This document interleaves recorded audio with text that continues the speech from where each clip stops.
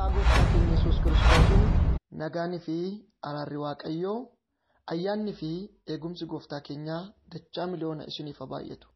Akkam jirtu jaallatamtootaaf kabajamtoota obboloota koo afuuraa gaggeessitootaaf amantoota waldaalee tokkummaa onlaayinii addunyaa toora WhatsAppitiin jirtu jalatti kan argamtan hundi keessan nagaa keessanii akkam jiruuf jireenyi keessan tajaajilamuun nageenyi keessan gooftaa keessatti eegamaadha. Anis maatii koo wajjin nagaa guddaan qaba. Inni nagaatti nu eege gooftaan keenya Yesuus Kiristoos bara baraan kan ulfaate haa ta'u. Kun karaa waldaa Maranaataa Jiisasiin barnoota isiniif qophaa'e keessaa barnoota mata dureen isaa hojii ergichaa ciminaan raawwachuu jedhu jalatti kutaa tokkoffaa isaati. An obboleessa keessan Pastor Dandanaadha. Inni haala mijataa kana nuuf uume gooftaan keenya Yesuus Kiristoos bara baraan kan ulfaate haa ta'u. Mee Waaqayyoodhaan waliin kadhannee gara barnoota keenyatti ceena. Abbaa keenyaa Waaqa hunda dandeessu, Waaqa bara baraa, abdii dhugaa, hirkoo dhugaa, maqaa gooftaa keenya Yesuus Kiristoosiin galanni guddaan, ulfinni guddaan baraa hamma baraatti guddaa maqaa keef haa ta'u. Ati Waaqayyoodha, qobaa kees waan nafeeti hojjechuu hin dandeessa, kan sigitu, kan si morkatu hin jiru. Waaqayyo qobaa kee nu jaallatte, qobaa kee nu fayyiste, qobaa kee nu jiraachiste, qobaa kee nu jiraachista. Yaa Waaqayyo ati Waaqayyoodha. Kanaaf yeroo hundumaa guddaa maqaa keef galata kennina. Galanni siif haa ta'u. Kan nuuf ta'e qofaaf miti, Waaqa waan taateef, mootii keenya waan taateef, oolchaa keenyaaf of galchaa keenya, fayyisaa keenya waan taateef yeroo hundumaa si galateeffanna. Kana malees kan ati nuuf goote hedduudha. Oolmaan kee mana keenyatti baay'ee jira yaa Waaqayyo. Kana hundumaa yaadataa galata sii kennina. Galanni guddaan siif haa ta'u. Yeroo kana immoo waldaan Maranaataa Jiisas amantoota isaanii waliin ta'uudhaan gooftaa koo barnoonni kana fakkaatu qophaa'ee dhaloota akka qaqqabuuf haala mijeessaniiru. Hubannaa kana isaan keessa waan keesseef galanni guddaan siif haa ta'u. Yaa Waaqayyo obboloota koo gaggeessota waldaa kanaa, saba waldaa kanaa cimsitee akka isaan eebbiftu jaalala keenyaaf haa ta'u. Gooftaa koo barnoota kana eegalleera. Karaa kootiin karaa garboota kee anaan waliin tajaajilan wajjin tokko jennee jalqabneera. Yaa Waaqayyo hanga xumurutti argamuun kee nu jidduutti mul'atu. Ati nutti dubbadhu, ati nu gargaari, ati nu gaggeessi, ati karaa nutti agarsiisi. Ergaa darbuu qabu akka ta'utti akka dabarsinuuf humni nu gargaaru nuuf haa kennamu. Yaa Waaqayyo gooftaa maccaa waldaalee garaagaraa irraa bakka bu'anii kan dhufan gaggeessitoonni akkasumas gaggeessitoonni waldaalee garaagaraa keessatti afan sabni jiru hundumtuu barnoonni kun yeroo isaan qaqqabutti qixaan dhaggeeffatanii hojiirra oolchuu akka danda'an. Yaa Waaqayyo gooftaa maccaa waamicha kee bara kanaaf yeroo kanaatiif ergaa kee yeroo kanaatiif deebii gahaa akka kennan hubannaa guddaa isaaniif kennuun jaalala kee haa ta'u. Yaa Waaqayyo gooftaa maccaa beekumsa qofa isaaniif kennine dhiisuun nurra hin jiraatu. Hawwiin keenyas dharraan keenyas kana miti. Isa baraniin akka ta'utti akka jiraataniif maqaa Yesuusiin ayyaanni isaan gargaaru isaaniif haa kennamu. Ulfinni keef humni kee nu jidduutti mul'atu. Barnoonni kun qixaan akka hin qaqqabne gochuutti kan jiru ergaan hafuura hamaa tajaajiltootaaf tajaajiltootaatiin kan mormu akkasumas konnekshinii nu daangessuudhaaf ba'ee kan hojjetu ergaan dukkanaa humna keetiin kan rukutame haa ta'u.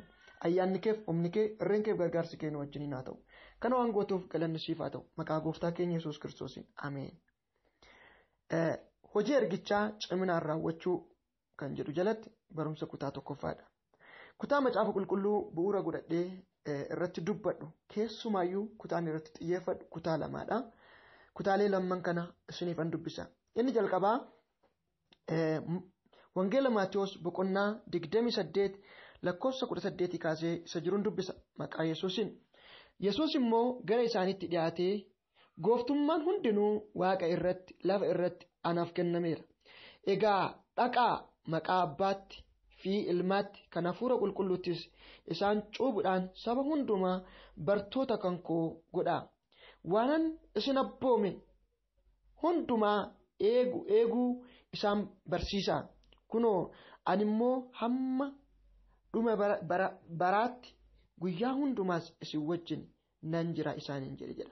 Galanni guddaan Waaqayyo gooftaa keenya haa ta'u. Egaa kutaan kun akkuma beekamu ergama guddicha jedhameeti kan beekamu. Isa kana gaa ergaa kutaa kana keessa jiru barnoota keenya keessatti irra deddeebiidhaan waan kaasnuuf bal'inaan asitti irratti xiyyeeffadhee dubbachuu hin barbaadu. Kutaan macaafa qulqulluu koo inni lammataa Qorontos isa lammataa boqonnaa 4 guutummaa isaati. Kutaa kana amma nan dubbisaa seensa isaa irratti ittiin fayyadama waan xixiqqoo nan tuqa gara xumura isaatti immoo bal'inaan kaasee kan irratti dubbadhu ta'a jechuudha. Akkas jedha. Kanaafis akkuma araara waaqayyoo fudhannetti hojii ergaa kana hojjechuudhaaf abdii hin kutannu. Mata dureen koo hojii ergichaa ciminaan raawwachuu kan jedhudha. Asirratti ergamaan Phaawulos kanaafis akkuma araara waaqayyoo fudhannetti hojii ergaa kana hojjechuudhaaf abdii hin kutannu. Waan yellaasisaa namni dhoksaatti hojjetu garuu dhiifneerra. Haxxummaadhaan hin hojjennu. Dubbii waaqayyoos hin micciirru. Nuyi mul'ifnee dhugaa dubbachuudhaan ulfina waaqayyoo duratti yaada garaan namootatiif of dhiyeessina. Wangeelli nuyi lallabnu yoo haguugame immoo warra karaa badiisaa irra jiran duwwaadhaaf haguugame. Inni hamaan waaqayyichi bara si'anaa kana ta'e yaada warra hin amaniin sana jaamseera. Inni ifa ulfina Kiristoos isa fakkaattii waaqayyoo wangeela keessaa ibsuu sana akka hin argineef isaan dhoowweera. Nuyi ofii keenya otoo hin ta'in Yesuus Kiristoos gooftaadha jennee in lallabna. Nuyi immoo sababii Yesuusiif hojjettoota keessan waaqayyo isa dukkana keessaa ifni haa ifu jedhuuti. Beekumsa ulfina isaaf isa fuula Kiristoos irraa mul'atu ifatti baasuudhaaf garaa keenya keessatti nuuf ibse. Ammas nuyi warri wanta gati jabeessa akkasii fudhanne kun akka qodaa supheeti. Kana eeguudhaafis humna gararraa kan keenya otoo hin ta'in kan waaqayyooti. Karaa hundumaa ni rakkanna garuu badduu hin baanu. Waan goonu ni wallaalla garuu abdii hin kutannu. Inni ari'atamna garuu hin gatamnu. Lafaan hin dhaamna garuu achumatti hin hafnu. Yesuus jiraataa ta'uun isaa dhagni keenya jiraachuu isaatiin akka mul'atuuf yeroo hundumaa milikkita du'atti geeffamuu Yesuus dhagna keenyatti baannee in adeemna. Jireenyi Yesuus foon keenya isa du'u keessan akka mul'atuuf biyya lafaa irra otoo jirruu sababii Yesuusiif jennee gaaf hundumaa du'atti dabarfamnee in kennamna. Egaa duuni nu sodaachisaa jira. Isin immoo jireenyatti jirtu. Caaffanni qulqullaa'aan nan amane kanaafis nan dubbadhe in jedha. Nus immoo hafuuruma amantii sana qabannee amanne kanaafis in dubbanna. Waaqayyo inni gooftaa Yesuusin du'aa kaase. Yesuusin waan kaaseef nus immoo kaase. Nus kaasee isin wajjin of bira akka nu dhaabu in beekna. Akkuma ayyaanni waaqayyoo caalatti baay'atee irraa hafe warri ulfina waaqayyootiif galata dhiyeessan akka baay'ataniif kun hundinuu isiniif hin ta'e. Kanaafis nuyi matumaa abdii hin kutannu. Namummaan keenya inni bakkeetti mul'atu gadi dhumaa yoo adeemeyyuu namummaan keenya inni keessaa har'aa bor haara'aa in adeema. Rakkinni salphaan inni nuyi yeroo dhabbaannu kun ulfina bara baraa isa safara malee guddaa sana baachuudhaaf nu qopheessa. Nuyi gara wanta ijaan hin argamne ilaalla malee gara wanta ijaan argamuu hin ilaallu. Wanti ijaan argamu yeroodhaaf ta'a. Wanti ijaan hin argamne garuu bara baraan in ta'a jedha. Haaleluyyaa. Galanni guddaan gooftaa keenya Yesuus Kiristoosiif haa ta'u. Kutaa kana keessa iccitii gurguddaa hedduu kan jilba nutti godhu, kan humna nutti godhu, lafa kumnee kan nu kaasu, fuulduratti kan nu adeemsisu, baay'ee kan nu gammachiisuu fi abdii kan nutti horu hedduutu kutaa kana keessatti argama. Kanaaf yaada kana gara xumuraa irratti bal'inaan nan dubbadhaa. Ergaa koo gara xumuraa irratti jechuudha. Ammaaf ka'umsumarra dhaabbanneeti kan nuti dubbannu. Hojii ergichaa ciminaan raawwachuu. Hojii ergichaa inni jedhu kun ergaa inni jedhu kun wangeela jechuu hin dandeenya. Hojii waaqayyoo jechuu hin dandeenya. Sagalee misiraachoo jechuu hin dandeenya jechuudha. Walumaa galatti isa kanaadha kan nuti ilaallu jechuudha. Gooftaan keenya Yesuus Kiristoos ergama guddicha isa namoota hunda du'a bara baraa jalaa gara jireenya bara baraatti ceesisuu fudhatee samii irraa foon uffatee gara biyya lafaa ishee hamminaaf jallinaan guutamtetti kan dhufedha. Gooftaan keenya Yesuus Kiristoos gara biyya lafaa yeroo dhufu ergama ofii isaa fi abbaa isaa irraa fudhate kan lubbuu isaa gatii cubbuu namootaa godhee kennuun namaa fi waaqa abbaa walitti araarsuu qabu ture sana qixaan galmaan ga'uudhaaf jalqabaa hanga xumuraatti murteeffachuun kan hojjetee fi fiixan baafachuun ulfinaan gara abbaatti yookaan gara samiitti kan deebi'edha. Ergama isaa keessaa inni ijoon sadarkaa lammaffaa irratti argamus yeroo fooniin biyya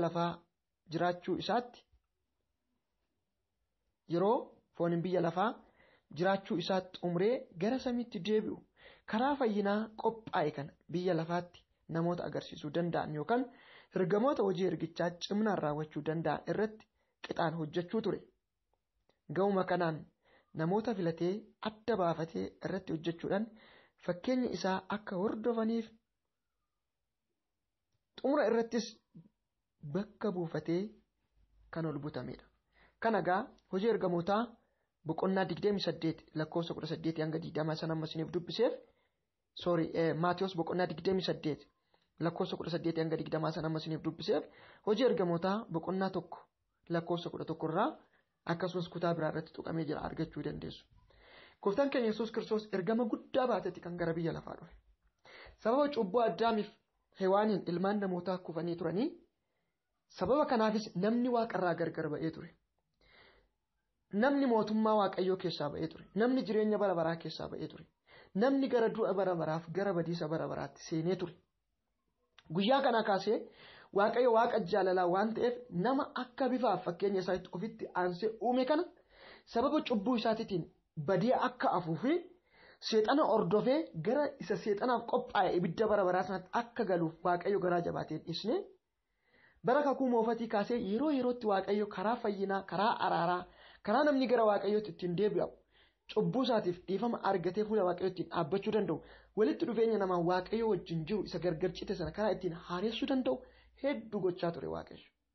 Haa ta'u malee dhimmi dhangala'u malee dhiifamuun cubbuu hin argamu jedhamee dubbii wangeelaa irratti akkuma caafame dhiigni korbeeyyii fi dhiigni oolotaa dhiigni saawwanis guutumaan guututti ilmaan namootaa qulleessuu waan hin dandeenyeef garaa namni mudaa hin qabne tokko du'uun itti jiraate yookaan dhiigni nama mudaa hin qabne tokko dhangala'ee karaa dhiiga kanaatiin dhiifamuun cubbuu akka argamu karaa dhiiga kanaatiin waaqniif namni akka walitti araaramu waaqayyo sagantaa baase ajandaa baase.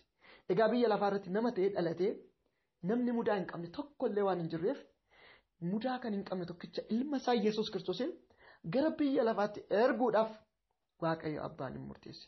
Gooftaan keenya Yesuus Kiristoosis ergama kana fudhatee ergama gatii kaffaluudhaan ergama aarsaa baasuudhaan ergama dhiiga ofii dhangalaasuudhaan lubbuu ofii dabarsee kennuudhaan waaqa abbaa fi ilmaan namootaa walitti araarsuu yookaan nama du'a bara baraarraa gara jireenya bara baraatti ceesisuu fudhatee gara biyya lafaa dhufee waggaa 33 walakkaa biyya lafaarra jiraatee xumura irratti ergama dhufeef raawwatee kan ol butamedha yookaan kan gara samiitti yookaan gara mirga abbaa deemedha jechuudha.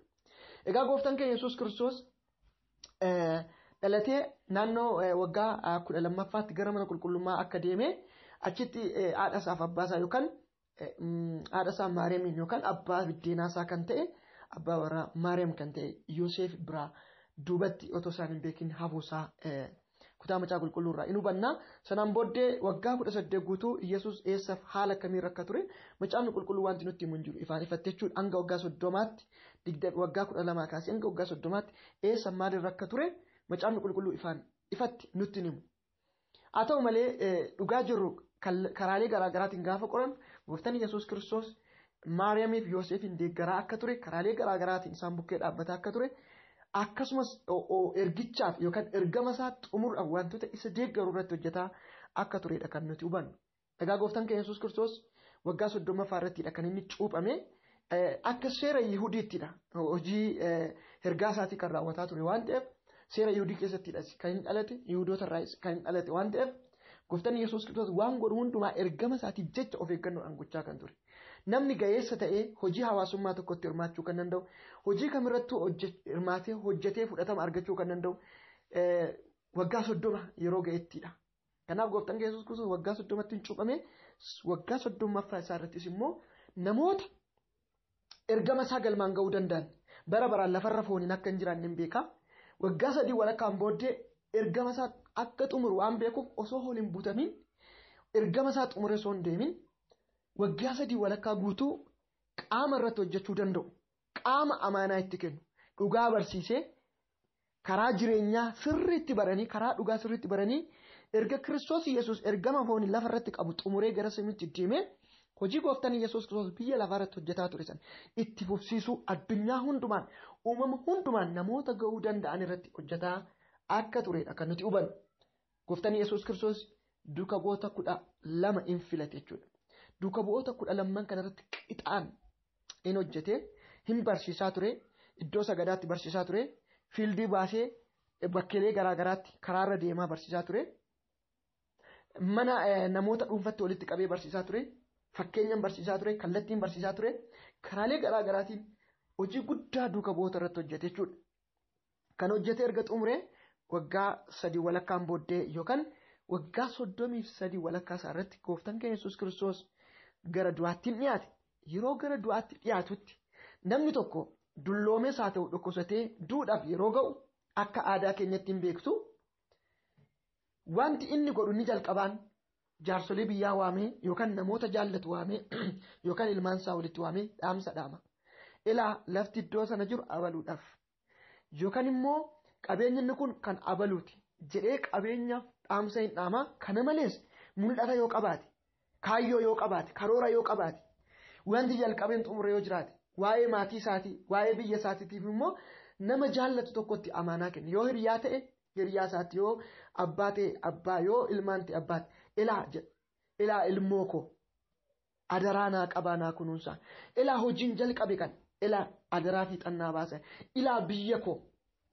Ilaa isa kana jedhanii wanta itti xiyyeeffatan tokko, wanta jiraataa fi turan tokko, wanta iddoo olaanaa kennaniif tokko sana nama jaallatan sanatti amaanaa kennee du'a jechuudha. Inni kun afaan Amaariffaatti nuzzaazee jedhama.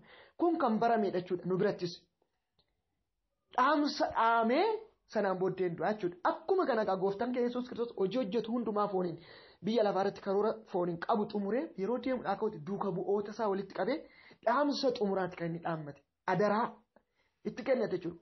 Adaraan inni itti kennate kuni isan isiniif dubbisee isa wangeela Maatewos boqonnaa 28 lakkoofsa 18 irraa kaasee jiru yookaan Maarqos boqonnaa 16 irratti isa argamudha. Inni gooftaan keenya Yesuus Kiristoos yeroo gara xumuraa sanatti maal godhee? Yeroo gara xumuraa sanatti maal jedhee? Akkas jedhe. Gara biyya uumama hundumaa dhaqaa jedhe. Amaanaan inni kenne gara biyya lafaa hundumaa akka dhaqan. Maal akka godhan? Maqaa Abbaa, maqaa Ilmaa, maqaa Hafuura Qulqulluutiin barsiisaa cuubaa namoota bartuu Kiristoosiin akka godhan. As keessatti wanta gurguddaa lama dhagaa. Amma hin kaasu. Tokko namoota akka barsiisanidha. Maannu wangeelatti himuudhaan gara Kiristoositti akka waamanidha. Sanaan booddee warra amanan bartuu akka godhanii cuuphanii Kiristoosiin duukaa akka buusanidha. Kan argan jechuudha. Kana godhee gooftaan keenya Yesuus Kiristoos ergama fooniin qabu hin xumure du'ee du'a diigee erga ka'een booddee itti aansuudhaan goota beekamaa hojii wangeelaa keessatti seenaa guddaa kan qabu. Bara kakuu haaratti bu'uura guddaa kaa'ee kan darbe. Hanga har'aatti maqaan isaa kan dhahamu jagna beekamaa nama Waaqayyoo Phaawulosin nama jedhamu karaa Damaasqoo irratti argate. Duuka bu'oota 12 keessaa Yihuudaan sababa horii jaallatuuf Kiristoosin dabarsee gurguruudhaan ofiisaa balleessee ergamoota keessaa kan hir'ate yoo ta'e, bakka Yihuudaa carraa buusanii Yoosef fi Maatiyaasiif carraa buusanii Maatiyaas irra carraan bu'ee ergamootatti dabalamee nama 12 ta'aniiru. Haa ta'u malee yeroo gooftaan Yesuus Kiristoos lafarra jiru bartuu Kiristoos kan hin turre, haa ta'u malee erga Kiristoos Yesuus biyya lafaarraa deeme karaa Damaasqootti ofii isaatti mul'isee gooftaan Yesuus Kiristoos Phaawulosin adda baafate. Phaawulos kun duraan dursee Kiristoositti otoo hin amanin nama wangeelaa yookaan dubbii Waaqayyoo beekudha. Seera Musee yookaan macaafa kakuu moofaa gadi fageessee nama qorate hubataa beekamaa nama beekamaa yookaan falaasifaa guddaadha. Gamaaliyaal nama jedhamu jala taa'ee nama barate hubannaa macaafa qulqulluu kan kakuu moofaa nama qabudha. Haa ta'u malee wanti isatti hir'atee ture maal ture? Waa'ee Kiristoosidha. Waa'ee jireenya baraati. Kiristoos immoo ofiidhuma isaatiin du'aan booddee ofiisatti mul'isee Immuudee ayyaana isaa irratti dhangalaasee guyyaa sanaa kaasee Phaawulos adda ba'ee warreen kan caalatti hojii guddaa kan hojjetedha. Ergamoota gooftaa Yesuus Kiristoos wajjin turan keessaa hojii guddaa kan hojjete Phaawulosidha jechuudha. Warreen kaan hin hojjenne jechuu miti. Fakkeenyaaf Phaawulos macaafa ergaawwanii 13 yookaan immoo 14 yoo macaafni Ibrootaatti dabalame 14 nama barreesse ergamoota kaan caala ergaa bal'aa kan barreessee fi wangeela Roomaadhaan kan qaqqabe Phaawulos Roomaadhaan kan qaqqabe biyyoota garaagaraa biyyoota Giriik Ayzaabota fuulduratti hojii guddaa hojjetee nama